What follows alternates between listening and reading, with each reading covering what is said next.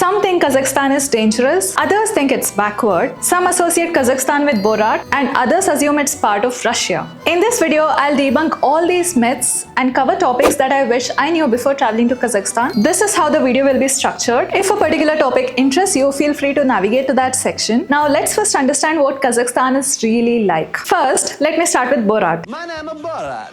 I'm journalist for Kazakhstan. Borat is an absurd character created by Sacha Baron Cohen who claims to be a Kazakh, but he is as real as Harry Potter. The movie was shot in Romania, not even Kazakhstan. But the funny thing is, Borat film became so popular that people believed in the false stereotypes about Kazakhstan to the extent that in 2012 Olympics, instead of playing Kazakhstan's national anthem after a Kazakh athlete won a gold medal, a Borat anthem was played. At an international level, for that to happen, it's embarrassing to say the least. So no wonder Borat is a sore spot among Kazakh people. Bring it up at your own risk when you're in Kazakhstan. However, it's also put Kazakhstan on the tourist map way back in 2006 when people didn't even know about this country in the first place. All this to say that if you're visiting Kazakhstan after watching this movie, you're in for a big surprise. Because Kazakhstan is the opposite of what this film portrays. It's a modern metropolis. To put things into perspective, it's the big brother of Central Asian countries as it's the wealthiest one owing to its abundant natural resources, especially oil, natural gas and minerals. It's also the largest Central Asian country and 9th largest in the world. Astana is the capital of Kazakhstan. Along with Almaty and Shymkent, these cities are some of the most highly populated places in Kazakhstan. That brings me to my next point. I met the owner of a hostel in Almaty and she told me that she wants to visit India, especially the Taj Mahal, but she was worried that it might be quite crowded. So I started wondering what the population of Kazakhstan is like. Turns out it's just 20 million people in the whole country with 5 million in the 3 major cities that I mentioned before. On the other hand, Mumbai metro area has a population of 21 million. To put things into perspective, this is the 9th largest country in the world and of course one of the most scarcely populated countries. Say you're going on a road trip in Kazakhstan, chances are you might drive for hundreds of kilometers without finding another human, which feels strange for an Indian. On that note, the road infrastructure in the major cities can compete with any Western country. It's that good. You find sidewalks everywhere just like in Europe. You see malls selling international luxury brands and a lot of green spaces in cities like Almaty. From what I hear from fellow travelers, Almaty is the most beautiful city in Kazakhstan, not its capital city Astana, and I can understand why. Right from the city you can spot the snow-capped mountains, which for me is a sign that it's a great city. You can take a bus just 20 kilometers from the city to Medeo, from where you can take the cable car to 3,200 meters to watch the Tian Shan mountains from up close, which is insanely cool. By the way, Medeo hosts the world's highest skating rink and it comes alive in winter. This video travel guide will focus mainly on Almaty and Taraz, a small Silk Road town, as that is where I base myself when in Kazakhstan. I didn't visit Astana and from what I heard from other travelers, it's not that special either. So why travel to Kazakhstan? Let me summarize. First of all, it's visa free. So you don't have to go through annoying paperwork and you can practically show up at an airport just like how Westerners do in most parts of the world, including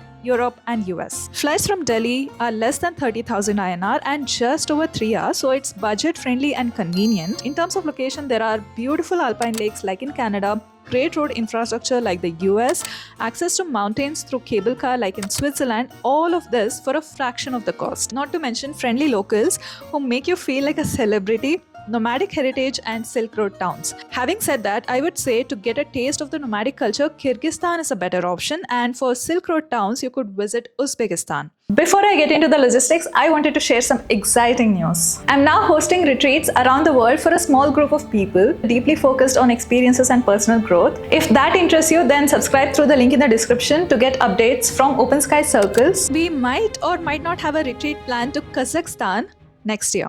Now, let's get right into the logistics. As you might know, Kazakhstan is visa-free for Indian nationals up to 14 days since July 2022. So if you're traveling for 15 days or longer, you need to apply for the visa through the official government website. Visa-free entries apply to both air travel and land borders. It's also visa-free for about 60 other countries. I will link this page in the description so that you can check it out. Do you know what else is free? Subscribing to this channel for ultimate free video guides like this. Delhi to Almaty flights are about 30,000 rupees for a return flight flight, which takes about 3.5 hours. You can check airlines Air Astana, the official airline of Kazakhstan, or Indigo for direct flights from Delhi. You can get the best connections from Delhi, so you have to book another flight to Delhi in case you live in other parts of India like me. Also, you can check out Uzbekistan Airways for flights to Almaty, which might have a layover in Tashkent. If you're flying from elsewhere, then Dubai is where you'll find the best connections to Kazakhstan. In cities like Almaty, prices for dorms start at around 1,000 rupees and 3,000 rupees for good private rooms. I stayed in a private room with an attached bathroom in my hostel. Something that I would highly recommend. Small rooms but clean and quite convenient in terms of location as well. If you're staying in hotels, prices start from 4,000 rupees per night. Not that cheap compared to the neighboring countries. I'll talk about the entire budget later, so stay tuned. Also, a lot of Russians have migrated since the war and the prices have increased significantly in the past couple of years. But in small towns, the prices can be a little lower. I visited Taraz, a small Silk Road town in Kazakhstan, and we got a spacious room for 2,000 rupees per night. For public transport within the city, the metro is the fastest. If your destination is close to a stop. City buses are a great option too. These are big city buses, not cramped marshrout cars like in Kyrgyzstan or Tajikistan, although they might be crowded during peak hours. Apart from that, there are app-based taxis like Uber or Yandex. Between cities, trains are the most comfortable option. You can book train tickets online through a travel agent or one of the train ticket offices around town. We book train tickets at the bus station, so that's also an option. If you're booking train tickets online, there are a few options to check it out. I will link in the description. These are local Kazakh websites, so it might be difficult with the translation. You can check out this international transport website. It's better for foreign travelers as it's user-friendly and in English. You will find slow trains and fast trains with different seating options. Check out my blog post, which has more details about it. Please note that during summers and holidays, tickets will be booked days in advance. I would suggest booking at least a month in advance during peak season so that you can be stress-free. We got a berth to ourselves that came with sheets, pillows and blankets even for a day trip. You may not realize this, but once you decide to travel from one city to another, you realize how big the country is. So the distances are quite long, so it's longer journeys.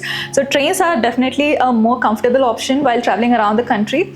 I would highly suggest you to explore this avenue when you're traveling there. InDriver is another option similar to BlaBlaCar, which connects passengers with drivers in a decentralized fashion. Instead of setting fixed prices for rides, InDriver allows passengers to input their desired price for a trip, and nearby drivers have the option to accept or decline the offer. I use this method to travel from Taraz to Shymkent as I couldn't find a bus or train. If there's one city you want to visit when in Kazakhstan, let it be Almaty. You can easily spend 4 to 5 days basing yourself in Almaty. First, you can go sightseeing within the city.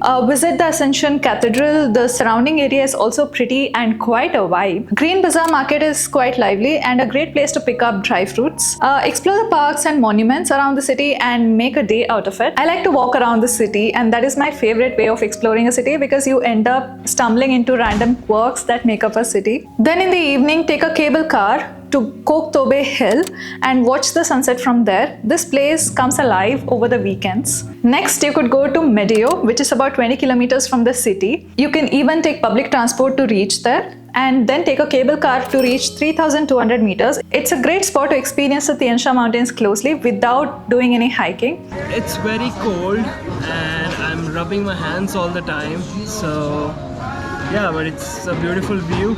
You just need to be a lot better prepared. How was your cable car experience? It was good, very fancy. And a very long one. It's a It very was long like one. 30 minutes overall, I think. We go through the clouds and above the clouds, Yeah. and then you can see the clouds below us. It's Yeah. amazing. Yeah, we are practically on top of the clouds. Also, during winters, you can go skating at the Meteo ice rink and skiing while staying at Shimbulak Ski Resort. Although there is another place and it's hard to beat this location, Tenir Eco Hotel. One of a kind. All these booking links will be mentioned in the description. If you end up booking stays or transport, use these affiliate links as it will help support me making these exhaustive free guides for you. There are beautiful lakes that are accessible on a day trip from Almaty. Big Almaty Lake is just an hour away from the city, so it's a comfortable trip. You can also visit Kolsai, Kandy Lakes and Sharon Canyon on a day trip, but please note that it's going to be a freaking long day. The day starts at 5 AM and ends at 10 PM in the night. There are tour operators who also do this on a 2-day option. This is much nicer, but keep in mind that overnight accommodation in this case would be very basic. A fellow traveler that I met in Kyrgyzstan recommended a local tour operator, Step Spirit. I went on this long day trip with them for about 12,000 tenge. The problem is it's a busload of people, 50 people. Most of them don't even speak English. Even the organizers may not know much English. Let me start by saying that outside of the major tourist cities in Kazakhstan, it is so difficult to find vegetarian food, as Kazakh cuisine is heavily meat-based, which limits your food options by a lot if you're a vegetarian. I will list some of the most popular Kazakh dishes that you can try when you're here. Keep in mind that even if you're a non-vegetarian, the spice levels are not like Indian ones, so most of it is quite bland. Also much less chicken, more red meat,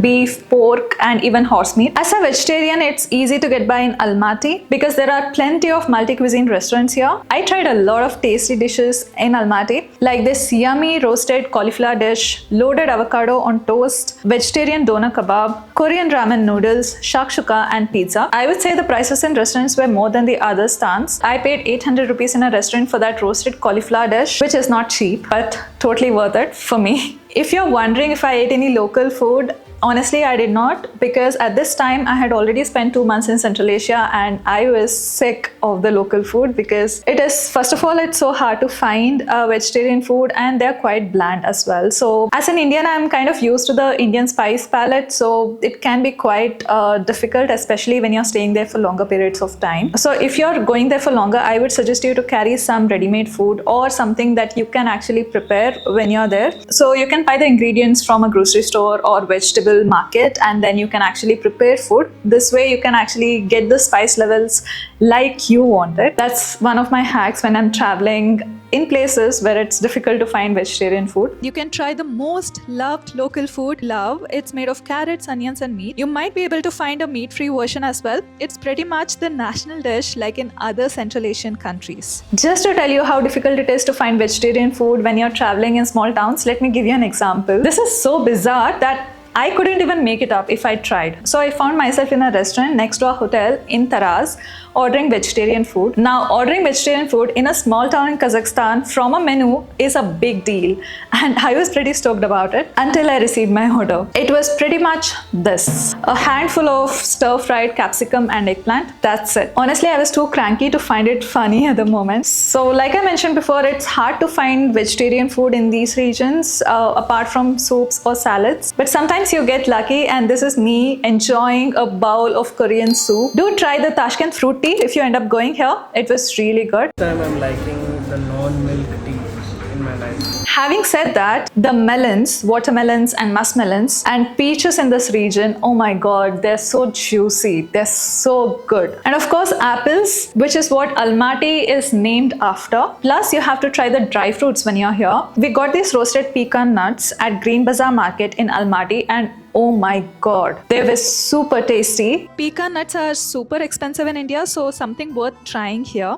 Walnuts and pistachios are also very good. While Kazakhstan is not a part of Russia, there's no doubt a lot of Soviet influence in this region. You can see the influence in the architecture and also, more importantly for tourists, in the language. Kazakh is the official language, but if you know Russian, you can get by in all of these Central Asian countries, including Kazakhstan, or you could use Google Translate like I did for most of my intents and purposes when I was traveling in this region. It's good if you pick up some Russian words at least so that you can have a conversation with the locals, and locals always are very happy when you try to make that effort, and they become more friendly with you. Good. Kazakhstan awesome. Yes. Когда зовут? Marat. Марат. А знаете по-русски? Чуть-чуть. Да. I don't know. Матвей. Да. Спасибо. Спасибо. Bye. Of Almaty. The streets are like US, except that people are not holding guns, and there's good public transport. That is true, and it's walkable. June to September is a good time to visit as the weather is warm and pleasant. September and October is when you can experience the autumn foliage. There will be a slight nip in the air during this time. If you're interested in winter sports, then visit between December and February. Compared to Uzbekistan and Tajikistan, Kazakhstan, especially the cities, are quite liberal in terms of outlook and clothing. If you're visiting small towns, I would suggest you to dress more conservatively. You'll need all the winter gear if you're traveling during winter months because it can get pretty cold here. It snows as well. As promised, here is a full budget breakdown for Kazakhstan, which includes flights, stays, transport, food, activities, etc. Kazakhstan is generally safe for women. I didn't face any issues here personally when I was traveling in this region solo and with my husband. People are friendly, especially in smaller towns, and we felt pretty much like a celebrity as people kept asking us for pictures, and there was this some guy who came and asked me to make a birthday video for his friend, like how you would ask a celebrity to do that, right? So it was like that. It was pretty insane because Bollywood influence runs deep. Although I have to mention that a fellow female traveler I crossed paths with when I was traveling in Central Asia told me that she had a bad experience when she was traveling in Shymkent. She had a stalker there, and as a solo traveler that can be pretty scary. Now I don't know if this is a one-off experience. It could be that there are not many foreign travelers traveling in this region, but I thought I should mention that here. Also, I wanted to mention about the currency because we had problems exchanging currency from USD to Tenge in Kazakhstan, in Almaty to be specific, because whenever we produced the USD notes that I actually exchanged in India and carried with me to Kazakhstan, they said that this is not accepted. Turns out these USD notes need to be printed after a certain year. For ATM withdrawals, I would recommend Halik Bank as they don't charge any additional withdrawal charges from their side. And below, if you have any questions about traveling to this region, see you in the next video.